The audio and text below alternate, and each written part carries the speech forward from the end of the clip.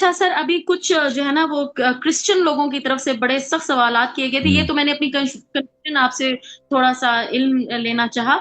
باقی یہ ہے کہ سر بڑے سخت قسم کے سوال انہوں نے کیے، سورہ محمد کے حوالے سے آیت نمبر 19 کے اوپر وہ کوشچن انہوں نے اٹھا دیا، ٹھیک ہے، بہت بڑا، کہ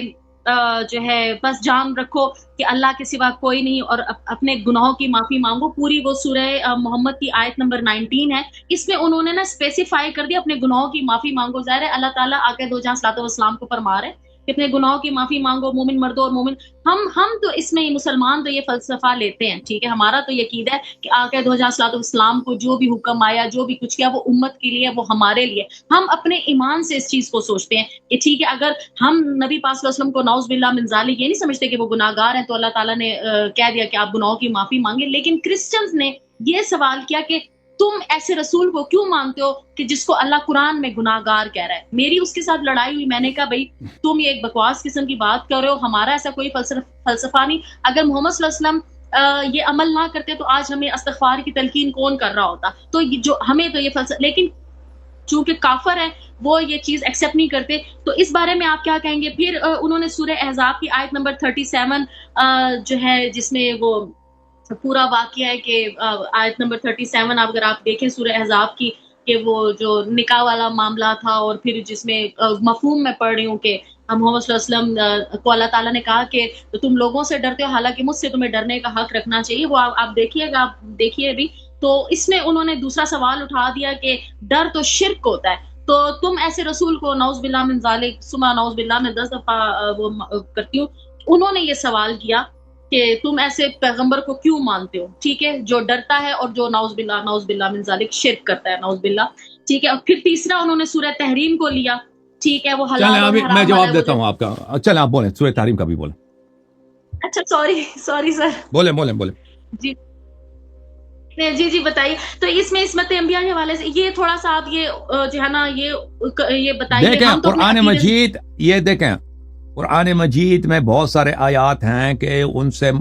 رسول صلی اللہ علیہ وسلم مقصود نہیں ہے، دوسرے لوگ مقصود ہیں، ٹھیک ہے نا، اور یہ ٹھیک ہے، جیسے آپ مثلا آپ کسی شخص سے کہتے ہیں لیکن کوئی اور مقصود ہوتا ہے، مثلا آپ گھر میں کچھ افراد ہیں جو بدتمیز ہیں، ٹھیک ہے نا، یا کسی کئی جگہ گئے کوئی بدتمیز، آپ ان کو نہیں کہنا چاہتے کہ آپ لوگ بدتمیز ہو، آپ اپنے بیٹے جو بہت ہی باادب ہے کہتا ہے کہ باادب رہو بھائی، بلند آواز سے بات نہ کرو، اور تم جو ہے مثلا ہر جگہ اپنی نظر نہ دوڑاؤ، لیکن آپ کا مقصد یہ کہ دوسرے سن لیں، مقصود یہ نہیں ہوتا کہ یہ آپ کا بیٹا اس طرح، یہ تو بہت ہوتا ہے، ٹھیک ہے نا، قرآن کریم میں اس طرح بہت زیادہ ہے، اس سے مراد رسول اللہ صلی اللہ علیہ وسلم نہیں ہے، وہ بہت واضح، مثلا سورہ مبارکہ یونس میں فرمایا فَإِن كُنْتَ فِي شَكٍّ مِّمَّا أَنزَلْنَا إِلَيْكَ، اگر آپ کو شک ہے ان آیات پر جس کو ہم نے آپ پر نازل کیا ہے، تو کیا کرو، فَاسْأَلِ الَّذِينَ يَقْرَؤُونَ الْكِتَابَ، تو یہود نصارہ سے پوچھ لینا، بھائی رسول صلی اللہ علیہ وسلم کو ہو سکتا ہے شک، جبرائیل آتے ہیں سامنے، ان سے بات کرتے ہیں، قرآن لے کے آتا ہے جبرائیل، وہ تو لازمی بات ہے کہ جو بھی قرآن میں شک کرے وہ کافر ہوتا ہے، ٹھیک ہے نا، تو یہ اس سے خطاب مشرکین سے ہے، پیغمبر ظاہر میں خطاب پیغمبر سے ہے صلی اللہ علیہ وسلم، لیکن اصل مقصود کون ہے؟ مشرکین ہے، پیغمبر مقصود نہیں ہے، کیونکہ پیغمبر صلی اللہ علیہ وسلم، عام مسلمان قرآن میں شک کرے تو وہ کافر ہے، پیغمبر صلی اللہ علیہ وسلم جبرائیل صبح شام آتے ہیں، اس کو کیسے شک ہو سکتا ہے؟ یا مثلا قرآن مجید میں فرمایا کہ سورہ قصص میں فلا تکونن ظہیرا للکافرین، کافرین کے ساتھ نہ دینا، کافرین کا تم مددگار نہ بننا، اور بھائی پیغمبر نے، یہ کوئی ہو سکتا ہے کہ پیغمبر صلی اللہ علیہ وسلم اسلام اور کفر کی جنگ لڑائی، ہمیشہ دشمنی جا رہی، پیغمبر صلی اللہ علیہ وسلم، نبی صلی اللہ علیہ وسلم کفار کا ساتھ دیتے، یہ تو اور یا فرمائے ولا تکونن من المشرکین، مشرک نہیں بننا، آپ نے مشرک نہیں بننا، ولا تدعوا مع اللہ الہا آخر، کسی اور خدا کی پوجا نہیں کرنا، لازمی بات ہے، یہ خطاب نبی صلی اللہ علیہ وسلم سے نہیں ہے، ٹھیک ہے نا، تو وہاں پہ جو فرمایا سورہ مبارکہ محمد صلی اللہ علیہ وآلہ وسلم فاعلم انہ لا الہ الا اللہ واستغفر لذنبک، اپنی گناہوں کی پوجا کرو، تو یہ کوئی ضروری نہیں ہے کہ خطاب مخاطب پیغمبر صلی اللہ علیہ وسلم ہو، مخاطب ظاہر میں پیغمبر ہے، مقصود ہم اور آپ ہیں، ٹھیک ہے نا، اور وللمؤمنین والمؤمنات، اور دوسرے مسلمانوں کی بھی استغفار کیا کرو، لیکن ہمارے پاس شیعہ سنی سب روایت کرتے ہیں کہ رسول اللہ صلی اللہ علیہ وسلم روزانہ استغفار کرتے تھے لیکن بغیر گناہ کے. وہ گناہ نہیں ہوتی تھے صبح شام. خود فرماتے تھے انی لا استغفر اللہ استغفر ربی 70 مرہ. صبح شام وہ بہت سارے استغفار بغیر کسی گناہ کے وہ استغفار کرتے تھے, اللہ تعالیٰ سے معافی مانگتے تھے. اس کی وجہ کیا ہے؟ اس کے وجوہات بہت سارے ہو سکتی ہیں, ٹھیک ہے نا, کہ رسول صلی اللہ علیہ وسلم اپنی عبادت کو کم سمجھتے تھے. رسول اللہ صلی اللہ علیہ وسلم اپنے اعمال کو اللہ تعالیٰ کے عظمت کے لائق نہیں سمجھتے تھے. حالانکہ ان کے عمل ہم سب سے اکمل ہے, ان کے عمل میں کوئی نقص نہیں, لیکن اللہ کی عظمت بے نہایت ہے, اللہ کے نعمتیں بے نہایت ہیں, تو وہ اپنے آپ کو اللہ تعالیٰ کی جتنی بھی طاعت کریں وہ کم سمجھتے تھے. تو اس وجہ سے ٹھیک نہیں ہے کہ ان سے کوئی نسجی باللہ کوئی گناہ سرزد ہوتی. اچھا, اب آپ نے جو جناب زینب بنت جحش کے متعلق اور زید کے متعلق, اعوذ باللہ من الشیطان الرجیم, وَإِذْ تَقُولُ لِلَّذِي أَنْعَمَ اللَّهُ عَلَيْكَ وَأَنْعَمْتَ عَلَيْهِ أَمْسِكْ عَلَيْكَ زَوْجَكَ وَاتَّقِ اللَّهَ وَتُخْفِي فِي نَفْسِكَ مَا اللَّهُ مُبْدِيهِ وَتَخْشَى النَّاسَ وَاللَّهُ أَحَقُّ أَنْ تَخْشَاهُ. کہ آپ اپنے دل میں ایک بات کو چھپاتے تھے اور آپ کو لوگوں سے ڈرتا, اور اللہ سے ڈرنا چاہیے. اس کی اصل وجہ کیا ہے؟ اس کی اصل وجہ یہ ہے کہ رسول اللہ صلی اللہ علیہ وسلم کو اللہ تعالیٰ نے اس کی بیویوں کے نام بتائے تھے شروع سے, کہ فلان فلان فلان فلان عورتیں آپ کی بیویوں کے بیوی ہوں گے, ٹھیک ہے نا. ان میں سے ایک زینب تھی. زینب وہ رسول صلی اللہ علیہ وسلم کی کزن تھی نا. پیغمبر صلی اللہ علیہ وسلم نے اس کی شادی کرا دی تھی زید سے. زید جو تھا رسول صلی اللہ علیہ وسلم کے بیٹے کی طرح تھا, ٹھیک ہے نا. وہ بچپن سے رسول اللہ صلی اللہ علیہ وسلم نے اس کو خریدا تھا, غلام تھا, پھر اپنے پاس رکھا تھا اس کو. پھر اس کے والد آ گئے تھے, زید کے والد آ گئے تھے کہ بھئی ہمارا بیٹا یہ اغوا ہوا ہے تو ہمیں دے دو. اور رسول صلی اللہ علیہ وسلم نے کہا کہ لے جاؤ, آپ کا بیٹا لے جاؤ. والد آ گئے اس کے زید سے کہ بھئی آ جاؤ, ہم آپ اتنے عرصے سے آپ لاپتہ تھے, مفقود تھے, اب آپ مل گئے, الحمدللہ مکے میں مل گئے, آپ کو لے کے چلتے ہیں. زید نے کہا میں نہیں جانا. زید نے کہا کہ میں کہاں جاؤں, میں نہیں جاؤں گا, مجھے اتنا اچھا رکھ رہے ہیں, میری محبت کر رہے ہیں بیٹے کی طرح, میں کیوں جاؤں یہاں سے. تو زید نہیں گیا. تو پھر رسول اللہ صلی اللہ علیہ وسلم نے اس کو اپنے گھر کی طرف پالا تھا بہت محبت کے ساتھ. تو پھر وہ ان کی شادی کرا دی اپنی کزن سے, لیکن ان کے آپس میں نہیں بنتی تھی نا, آپس میں ان کے اختلافات ہوتے تھے, ان کی چپتلش ہوتی تھی. تو پھر کیا ہوا کہ زید کو تو رسول صلی اللہ علیہ وسلم کو یہ بات پتا تھا کہ زینب ایک دن میری بیوی بنے گی, لیکن وہ چھپاتے تھے, کہنے کی بات تو نہیں ہے نا, یہ بات کہنے کسی کو بتانے کی نہیں ہے. انسان کو حیا ہوتی ہے, شرم ہوتی ہے, اس کے فسادات بھی ہو سکتے ہیں. بھئی ایک عورت شادی شدہ ہے, اس کا خاوند بھی ہے, اب میں لوگوں کو بتاؤں کہ یہ میری بیوی بنے گی نا, یہ تو بہت غلط ہے. اگر آپ کسی کو پتا بھی چلے نا کسی طریقے سے اب ایک پڑوسی کی بیوی ہے یا کسی شخص کی بیوی ہے, وہ آئندہ جا کر ہم سے شادی کرے گی, تو وہ بات بتانے کی تو نہیں, یہ بات چھپانے کی ہے نا. یہ جو فرمایا کہ وہ تخشى الناس, یعنی آپ لوگوں سے حیا کرتے ہیں, یہ بات کسی کو بتانے کی نہیں ہے. واللہ احق ان تخشى, اللہ تعالیٰ فرماتا ہے کہ تم مجھ سے ڈرو, یہ اس کی پرواہ نہ کرو کہ لوگ کیا کہتے ہیں, ٹھیک ہے نا. تو پھر کیا ہوا کہ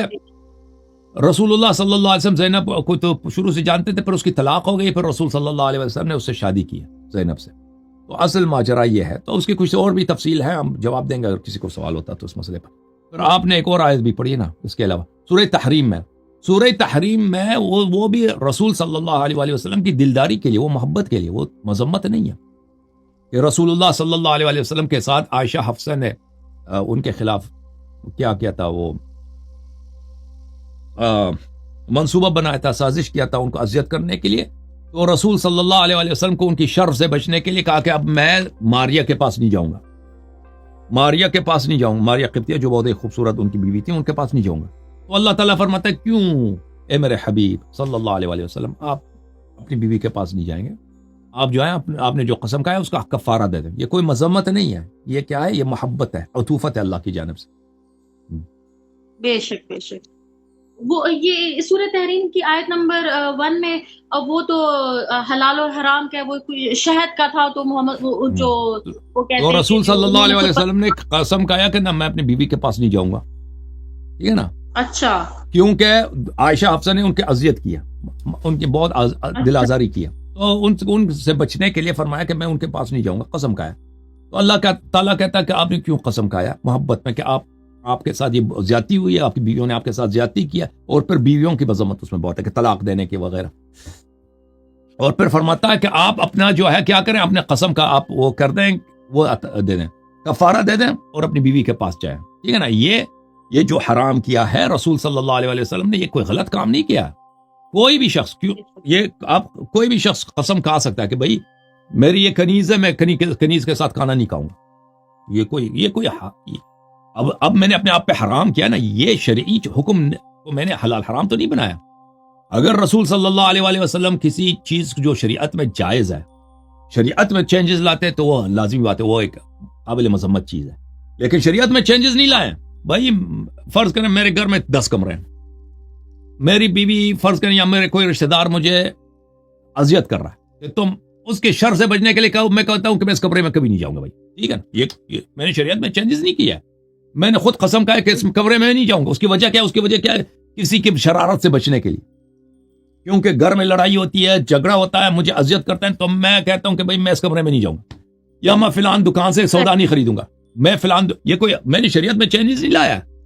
میں کہتا ہوں کہ یہاں پہ میں جب بھی اس دکان سے خریدتا ہوں، سامان خریدتا ہوں، تو دکاندار مجھے گالی دیتا ہے یا میرے پیسے مجھ سے زیادہ لیتا ہے، ٹھیک ہے نا، تو میں قسم کا میں اس دکان میں نے ابھی سودا نہیں لینا، ٹھیک ہے نا۔ تو یہ قسم اس طرح نہیں کہ میں نے حلال کو حرام بنایا، شرعی حکم چینج کیا، یہ جائز ہے انسان کے لیے۔ تو رسول اللہ صلی اللہ علیہ وسلم کو ایک گھر میں ان کی 2 بیویاں عائشہ حفصہ، ان کے ساتھ جھگڑا ہو، لڑائی، منصوبے بنانا کہ تو ماریا کے پاس نہ جا، ماریا قبطیہ رضی اللہ عنہا کے پاس جاتے ہیں نہیں جانا بند کرنا، ٹھیک ہے نا۔ تو ان کے شر سے بچنے کے لیے رسول صلی اللہ علیہ وسلم کہتے ہیں اب میں اس کے پاس نہیں جاؤں، ٹھیک ہے نا، نہیں جاؤں۔ یہ نہیں کہ انہوں نے شریعت میں چینجز لائے، تو انہوں نے اپنے حق درگزر کیے، جیسا میرا حق ہے کہ میرے گھر میں 10 کمرے ہیں، میں جس کمرے میں مرضی جاؤں، لیکن اگر کسی کے شر سے بچنے، لڑائی سے بچنے کے لیے میں کہتا ہوں اس کمرے میں نہیں جاتا، یا میں کسی بھی دکان سے سودا خریدوں، کپڑے خریدوں نا،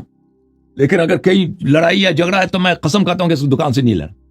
تو اس طرح میرا حق ہے، یہ کوئی حرام نہیں۔ لیکن اگر کسی اس قسم کو توڑنا ہو تو اس کا کیا کفارہ دینا ہوتا ہے۔ تو اللہ تعالیٰ اس لیے مذمت نہیں کر رہے نبی صلی اللہ علیہ وسلم کو کہ آپ نے حلال کو حرام بنایا، یہ بات نہیں ہو رہی ہے۔ رسول صلی اللہ علیہ وسلم اپنے ذاتی حق سے انہوں نے دستبردار ہو گئے نا، ذاتی حق سے جو ان کے لیے حلال ہے اس سے دستبردار ہو گئے، قسم کہا کہ میں یہ کام نہیں کروں گا، حالانکہ کو حق بنتا ہے ان کا، کس لیے نہیں کہ کیا یہ کام؟ کیونکہ گھر میں ان کے ساتھ لڑائی ہو رہا ہے، ان کے ساتھ گھر میں ان کو پریشان کیا جا رہا ہے، تو اس لیے اللہ تعالیٰ ان کی دلداری کے لیے، ان سے اظہار محبت کے لیے کہ اے ہمارے حبیب آپ کو گھر میں ان مشکلات کا سامنا پڑ رہا ہے، تو اللہ فرماتا ہے کہ آپ اپنے قسم کو توڑ دیں، اپنے کنیز کے پاس، ماریا کے پاس چلے جائیں۔ سبحان اللہ، ماشاء اللہ، اللہ پاک کی شان دیکھیں کس طرح وہ آقا دو جہاں صلی اللہ علیہ وسلم کو